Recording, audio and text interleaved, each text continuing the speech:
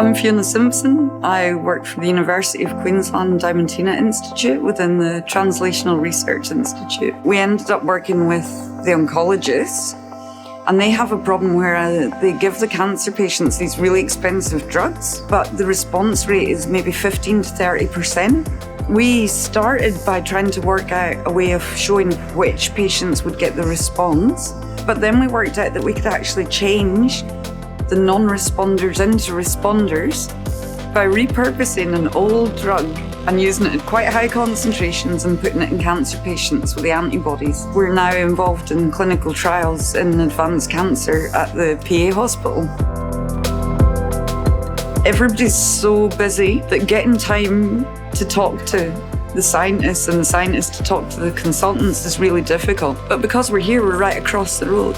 The TRI is an amazing building. We have spectacular facilities. Hi, I'm Ewan Walpole. I'm a clinician from PA Hospital. I'm a physician who treats people with cancer. So my biggest involvement here is with Fiona Simpson's lab, looking at new ways of targeting drugs.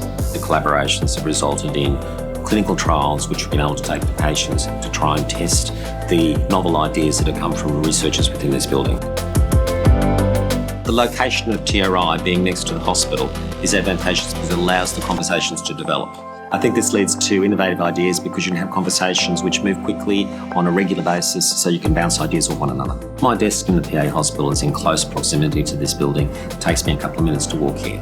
This enables us to relate, talk and develop things easily just purely because of location.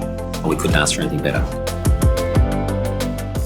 I'm Alex Gregg. I work with the PA Research Foundation.